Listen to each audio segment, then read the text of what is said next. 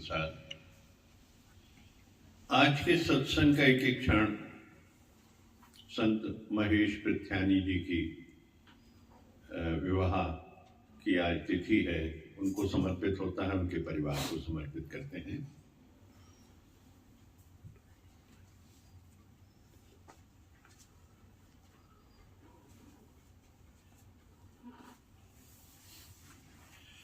तुम्हारा मन तो ना चाहते हुए भी किसी को जज कर लेता है, ना चाहते भी किसी को देख लेता है।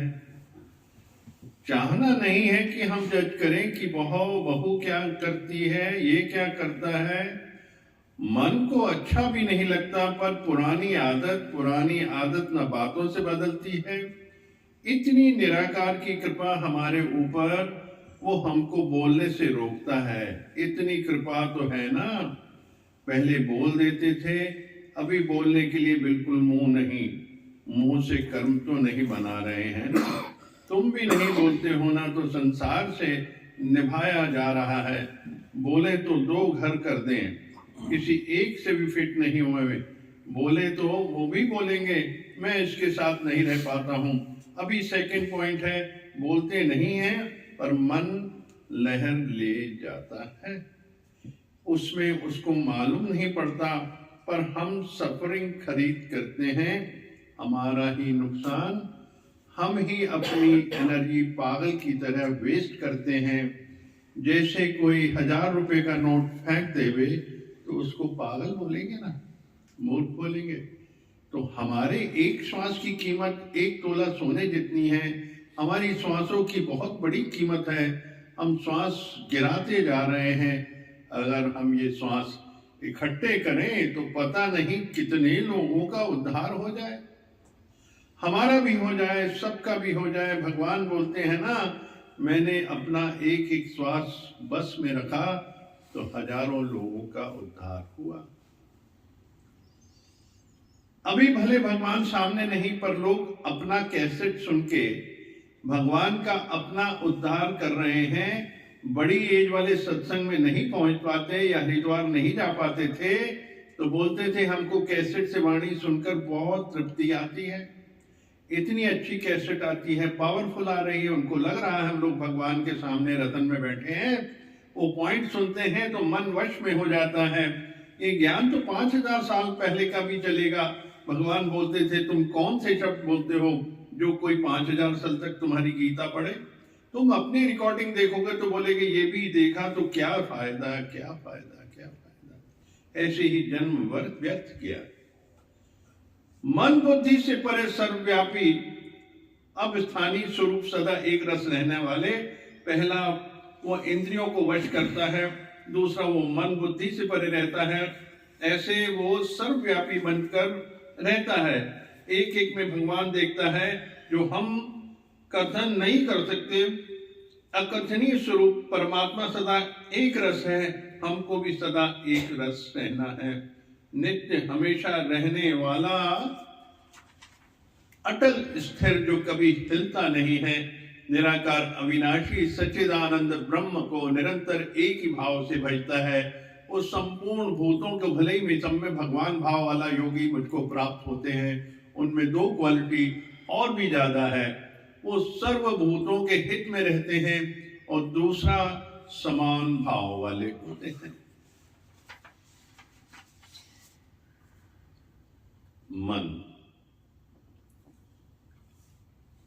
मन इंद्रियों से, इंद्रियों के चंचल होने से मन में अस्थिरता आती। मन तो बन गया पर वो अस्थिर हो जाता है। जब इंद्रियां जो बाह्यमुखी होती हैं उनकी चंचलता से मन के ऊपर इफेक्ट पड़ता है। वो पूरे शरीर पे होता है, पूरी फिजिकल बॉडी में होती है, इंटरनल बॉडी में होती है, और वासनाएं कामनाएं सब जागृत हो जाती हैं सिर्फ मन की वजह से। दूसरा दिखने लगता है, ना जानते हुए भी दूसरा दिखने लगता है, क्योंकि मन चल पड़ा। मन हिलता है, डोलता है, स्थिर नहीं रहता। उसे कुछ ना कुछ तो करना ही है, बैठे बैठे कहां पहुंचा देगा।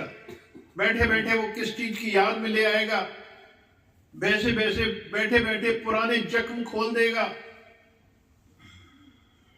भूलना है, छोड़ना है, हर एक चीज छोड़नी है, क्योंकि मन को जिसने समझ लिया और वश में कर लिया, उसका जीवन उत्तम होता जाएगा, वो धैर्यवान होता जाएगा, परमात्मा के समतुल्य होता जाएगा, जिसने इस रास्ते को अपना लिया। कितना आनंद आता है। वो बुजुर्ग जो जा नहीं सकते, वो कैसेट सुनते हैं, सुन सुन के उस रास्ते पे चलते हैं, क्योंकि वो तभी चलते हैं जब उन्होंने अपने जीवन काल में वो सब सुना होता है। ऐसा नहीं कि बुजुर्ग हो गए तो अब सुना और परिवर्तन आ जाएगा, नहीं।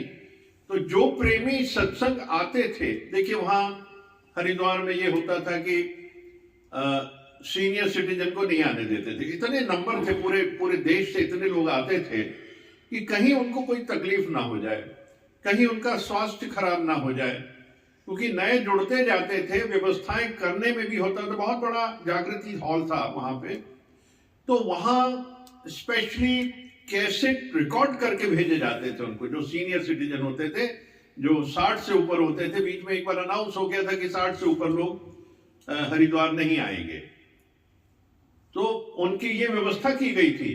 तो वो सुन के ही तृप्त हो जाते थे उस वाणी को। हम गुरु की याद से तृप्त हो जाते हैं, उनके शब्दों से तृप्त हो जाते हैं। देखिए, दीक्षा 4 प्रकार की होती है। गुरु की दीक्षा 4 प्रकार की होती है। गुरु की नजर पड़ जाए तो दीक्षा हो जाती है, गुरु का हाथ लग जाए तो दीक्षा हो जाती है, गुरु की वाणी सुन ले तो दीक्षा हो जाती है, और गुरु का ध्यान कर ले तो वो दीक्षा हो जाती है। आंख बंद करके गुरु को याद करो, उसका ध्यान करो, उसकी कृपा आने लगती है।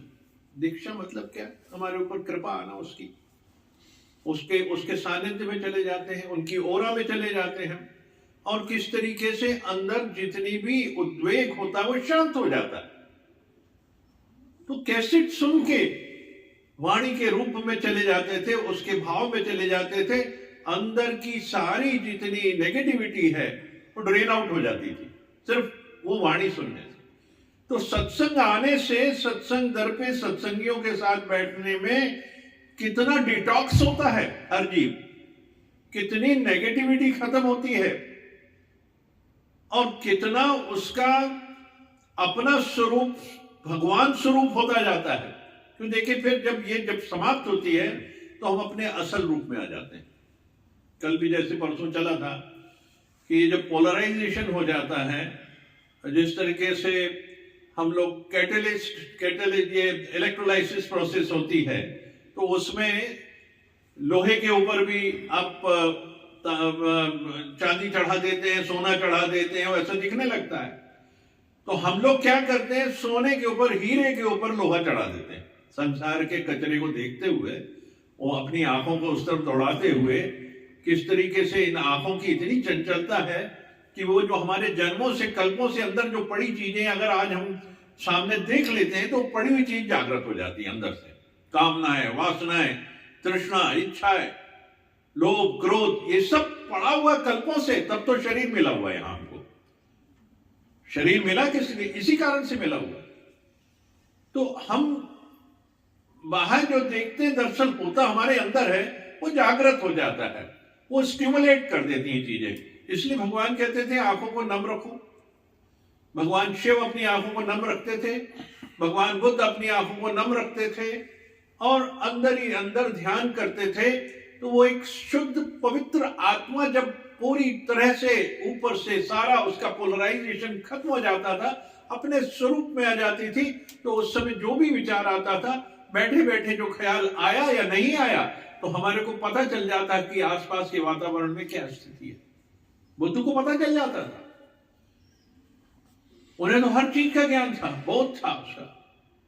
तो ये सारी स्थितियां जो हम देखते हैं, हमारे अपने ही स्वभाव को सही करना, मन की स्थिति जब तक सही नहीं करेंगे, मन को मोड़े, मन को खत्म करें, जीते जी मन, अपने आप को, मन को मोड़ना है, तभी जीवन में उन्नति हो सकती। वरना रोज हम सत्संग आएंगे, रोज सुनेंगे, हमारी उन्नति तभी है जब हम कुछ छोड़ेंगे। आएंगे और कुछ छोड़ेंगे। ये तय करें कि हमने छोड़ दिया, ये रेजोल्यूशन करें। इस शिवरात्रि को कोई रेजोल्यूशन करें, हम आज शिवरात्रि है तो उसकी भी बहुत बहुत शुभकामनाएं, लेकिन हम रेजोल्यूशन करें कि हम छोड़ेंगे सब चीजें। हमने जो पकड़ के रखी बहुत दिनों से, मोह जाल से फंसे हुए हैं, तो ये सारी चीजें छोड़नी है। एक एक करके छोड़ना, एक एक करके छोड़ना, तब तो हल्के होंगे, तब तो खाली होके जाएंगे, तब तो मैं अपने स्वरूप में आऊंगा। हम सब अपने स्वरूप में आएंगे तो यही को तो परिवर्तन करना है। यहां बैठे बैठे इसी का तो परिवर्तन करना है।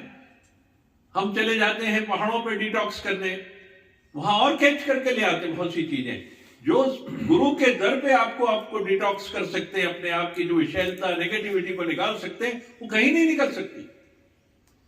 सिर्फ एक ध्यान, एक मौन, वही शांति है, वही स्थिरता लाएगी, वही स्थित प्रज्ञ की स्थिति होगी, वही धीरज होगा, वही शांति होगी, वही आनंद होगा, वही मौज होगी। धीरज प्रज्ञ यही है, स्थित प्रज्ञ यही स्थिति है जो आत्म साक्षात्कार की स्थिति है। तो गुरुओं का आना, समागम का होना, उसमें पार्टिसिपेट करना और अपना सब कुछ न्यौछावर करना, यानी ये छोड़ने की पहली प्रथा शुरू हो गई, सीढ़ी शुरू हो गई कि मैं सब कुछ, मुझे जो दिया गया मैं वो करके निकालूंगा उस चीज को। गुरुओं के सम्मुख ये सारी चीजें करते हैं, गुरुओं के साथ करते हैं तो उनकी कृपा आती है। हम कहते हैं गुरु नहीं है यहां, उसकी फिजिकल बॉडी नहीं है, पर कैसे कहते हो फिजिकल बॉडी नहीं है? क्योंकि वो जिस 5 तत्व से बनी थी वो 5 तत्व आज भी मौजूद हैं धरती पे, कहीं गए नहीं वो 5 तत्व। हम ध्यान करते हो 5 तत्व इकट्ठे हो जाते हैं, वो निराकार रूप में हमारे सामने पहुंच जाते हैं गुरु। हमको ध्यान भर करना है कि ये, और देखिए वो 5 तत्व अपने आप इकट्ठे होंगे और उसकी इमेज सामने आ जाएगी, वो हमें दृष्टिगोचर होगी। तो ये तत्व कहीं गए ही नहीं, 5 तत्व मौजूद हैं धरती में हमेशा से, कल्पों से।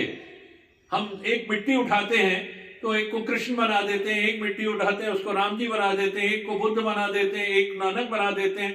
तो हम उस मिट्टी को ही करते हैं ना, सेम मिट्टी है, मिट्टी कोई फर्क हो गया? तो ये शरीर भी मिट्टी है, कहीं जाने वाला नहीं इस धरती से। बस जोड़ा और बस तोड़े जोड़े, वो परमात्मा जोड़े तोड़े, हम फिर हाजिर हो गए। तो हम कभी भी इन चीजों पे गौर करें कि कोई गया नहीं, हमारा गुरु मौजूद है, साकार रूप में, निराकार रूप में मौजूद है। तो हमको तो पहले मन मारो ना, तब तो समझ आएगा ये सारी चीजें। क्योंकि ये समझ तब आता है जब हम इसकी डेफिनेशन समझें, इसकी व्याख्या करें, खोलें कि मन कैसे पकड़ता है चीजों को। क्योंकि जब हम गुरु को छोड़ते हैं, अपने अंदर को छोड़ते हैं, अपने असल स्वरूप को छोड़ते हैं, हमको असल स्वरूप नहीं छोड़ना, हमको मन की चीजें छोड़नी है। तो मन जागृत हो जाता है, वो बैठे बैठे कुछ ध्यान कर लेता है, ना सोचते भी सोचने लग जाता है, खाली नहीं रहता।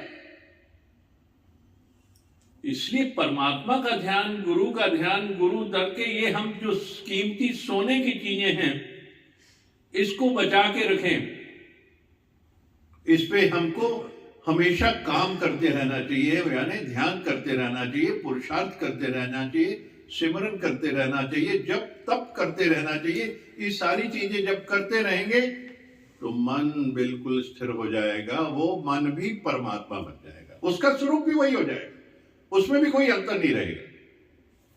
तुमने सबका योग करना है, हर एक चीज का। यहां योग की, जिस दिन योग हो गया, एक हो गया। अगर एक समुंदर के अंदर पानी डाल देंगे, दूध डाल देंगे, वो समुंदर का रूप हो जाएगा। एक लोटा डालो, अलग नहीं कर सकते। हमको इनको, इंद्रियों को जोड़ना है, उस मन को जोड़ना है, उस परमात्मा से जोड़ना है, वो एक रूप हो जाए। तो यही तो इंद्रियां हैं जो काम करेंगी। निष्कामता, निष्काम प्रेम, निष्काम भक्ति। अब आपने इसको कंस्ट्रक्टिव कर दिया तो दूसरा दिखेगा ही नहीं, सब में अपना स्वरूप दिखेगा। तो मुझे कौन सा मार्ग अपनाना है? मार्ग कौन सा अपनाना है? मार्ग हमको ये निष्कामता का मार्ग, क्योंकि जीवन में कर्म के बिना प्राणी रह नहीं सकता धरती पे। तो उसको जो कर्म करने के लिए दिया गया है वो कर्म करना है, तो उससे फिर मन नहीं बनेगा, क्योंकि आप डिटैच होकर निष्काम करते हैं। आपने निष्काम किया, अंधेरे में किया, रात में किया, नहीं दिखा तो याद नहीं रहेगा। तो निष्काम मतलब निशा में किया हुआ काम, रात को किया जो ज्यादा नहीं दिखता, माने इस हाथ से उस हाथ को पता ना चले, ये निष्कामता की चीज है। तो जीवन में निष्कामता तो करनी है। अगर जीवन मिला है तो निष्काम जीवन हो, निष्काम भक्ति हो, निष्काम सेवा हो, निष्काम प्रेम होना चाहिए, कोई कारणवश नहीं होना चाहिए। जहां कारण आया कमर्शियल हो गया, देने का लेना खत्म हो गई, बात न्यूट्रलाइज हो गई, वहीं तक सीमित रहेगी, वो आगे नहीं जाएगी। क्योंकि देखिए नित्य नैमित्तिक काम है और प्रायश्चित कर्म, इनसे आपकी मुक्ति नहीं है। मुक्ति है तो सिर्फ निष्काम कर्म से। जीवन मिला है निष्कामता के लिए कि निष्काम करते करते करते परमात्मा में लीन हो जाए, यानी मैं कर्म से कर्मातीत हो जाऊं। भावार्थ समझे इस चीज को, निष्कामता के भाव को समझे। क्योंकि जन्म हुआ तो निष्कामता के लिए हुआ, पर हम तो कर्म करते हैं, विकारों से जनित कर्म करने लग जाते हैं। तो मन तो होगा ना, वो मन तो बैठे बैठे क्या सोचेगा, वही तो मन की कहानी है। यहाँ पे ना बैठे ना सोचते हुए सोचता रहता है, चिंतन में रहता है, किसी न किसी चिंतन में रहता है। कोई ना कोई चीज कल की याद आ जाती है, कोई ना कोई बरसों पुरानी चीज याद आ जाती है। तो हम कहाँ जा रहे हैं, पास्ट में जा रहे हैं, और आगे आने वाले की घबराहट आने लगती है। आगे क्या होगा, आगे क्या होगा, यही तो मन है। एंजाइटी, घबराहट और दुख पीछे जो किया है।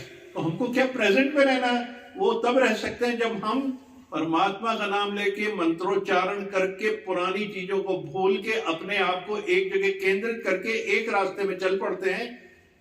तो मन गायब, अब कुछ नहीं है, हल्का महसूस करेंगे। यहां से भी हर जगह से हल्कापन आएगा और मन अपना रास्ता बदल लेगा, भूल जाएगा, वो कोई याद नहीं रहेगा। बहुत शॉर्ट टर्म मेमोरी है, बहुत जल्दी भूल जाता है जीव। तो हम जब इस तरफ लगेंगे तब भूलेंगे, खाली बैठेंगे तो याद रहेगा। तो मन को यहां से हम इतनी निराकार की कृपा अपने ऊपर हो कि हम वो बोलने से रोकता है। जब इस रास्ते में चलते हैं तो वो बोलने से रोकता है। कोई बात हुई, ध्यान आ गया गुरु के वचनों का, आप छोड़ दोगे उसको। हमेशा याद रखना कि अगर वाणी और हम ये वचन सुन के गए हैं, अगर वो चीज आज मेरे हालत आ रही दिन में, अपने आप रुक जाएगा, कदम नहीं उठेगा उसका कि मैं किसी को 2 शब्द दे दूं। कार में अगर चोट भी लग गई, किसी ने मार दी है, तो शांत होके हाथ जोड़ के खुद ही हाथ जोड़ देना, नमस्कार। कोई कर्म कट गया उसमें आपका, सूली का कांटा हो गया उसमें आपका। आप इमोशन में गए, आपने फिर कोई बात कर दी तो फिर युद्ध खड़ा हो गया और उसमें पता नहीं क्या हो जाता है।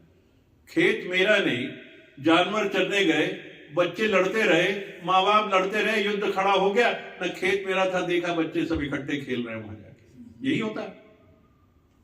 इसलिए अपनी इन्वॉल्वमेंट कम करें चीजों में, जितना कम होगा उतना आनंद है, उतना मन की जो है उसकी जो ट्यूनिंग होगी वो परमात्मा के साथ होगी। वरना ये ट्यूनिंग संसार से हो गई तो रास्ता छूटेगा नहीं और आदमी उस गलत तरफ बढ़ता जाएगा। वो जीवन का हमारा कोई मकसद नहीं है। इसलिए भगवान कहते हैं ना, ये देखो ना, ये जितनी भी बातें हो रही हैं, हम अपने में जब डूबते हैं, हमारे श्वासों की बहुत बड़ी कीमत है। हर श्वास गिराते जाते हैं हम, हमारी सांसें कम हो जाती हैं। हम अगर सोचते हैं, हमारी एनर्जी लॉस, क्या मतलब सांसों का लॉस हो रहा है। गिनती की सांसें हर जीव को मिली, गिनती की सांसें मिली हैं। और श्वास किस तरीके से आपकी बढ़ती है, जब आप इस रास्ते से गलत रास्ते में सोचते हैं या चलते हैं या वासनाओं में घूमते हैं, तो सांस तेज चलती है, यानी उतनी सांसें आपकी खत्म होती जाती हैं। जो मिली हैं उसमें से ज्यादा बढ़ के खत्म होती। देखिए बुद्ध ने जब उसके पिताश्री शरीर त्याग रहे थे और वो नहीं चाहते थे मैं जरूर कुछ ना कुछ डिक्लेयर करके जाऊं, तो बुद्ध ने कहा कि आप बहुत धीरे धीरे सांस लीजिए। वो बोल भी नहीं पा रहे थे, लास्ट मोमेंट पे कुछ कहना चाह रहे थे वो। तो उन्होंने कहा पहले, सबसे पहले बहुत स्लो सांस लो, आप इतना जीवन लंबा हो जाएगा। स्लो सांस लेते लेते उन्होंने जब कहा कि मेरा उत्तराधिकारी कौन होगा, वो एक ही शब्द कहना था उन्होंने। बुद्ध जब लास्ट में गए उनके पास आखिरी में, और वो डेथ बेड पे थे और मुंह चल नहीं रहा था, कहना चाहते थे कह नहीं पा रहे थे, तो सबसे पहले उन्होंने कहा सांसें धीरे करो, आप ऐसे ऐसे लो फिर जब थोड़ी सी एनर्जी आई उससे, तो उन्होंने कहा कि इसका उत्तराधिकारी कौन होगा। तब उसने बुद्ध ने कहा इसका उत्तराधिकारी ये होगा। मेरे ख्याल छोटा वाला था या कोई एक नाम था, मैं देखता हूँ क्या था, तो वो तय हो गया। उसके बाद उन्होंने प्राण त्याग। तो सांसें जो है हमारा जीवन बढ़ाती हैं। जितनी कम धीरज से सांसें ली जाएंगी जीवन उतना लंबा होगा, और जितनी तेज सांसें ली जाएंगी, हम तेज सांसों को लेना रोकें, वो कहाँ कहाँ जाती हैं। अब आप समझ गए, सब इतने ज्ञान में चल रहे हैं। हमारी सांसों को रोकना, ये हमारे लिए यही सब कुछ दौलत हमारी सांसें हैं। क्योंकि हम तो चाहते हैं कि सिमरन में टाइम निकले हमारा, और जितना सिमरन बढ़ेगा उतना ही जीवन के अंदर सुंदरता आएगी, और फिर मुक्ति का रास्ता प्रशस्त होता जाएगा। यही एक मार्ग है। तो हम सुने, रोज सुने वाणी, रोज ध्यान करें, रोज परमात्मा के रास्ते में चलें, रोज निष्काम करें, कुछ ना कुछ काम निष्काम करें। किसी के लिए खुशी आ जाए, किसी के चेहरे पे खुशी आ जाए, ये हमको रोज करना है। फिर हमारा जीवन देखिए, जब सब तरफ से दुआएं आने लग जाएंगी तो अपने आप सुंदर होती जाएगी। जीवन में कोई तकलीफ नहीं आएगी, कभी नहीं आएगी। इतना सुंदर जीवन हो जाएगा। ओम ओम ओम हरि ओम।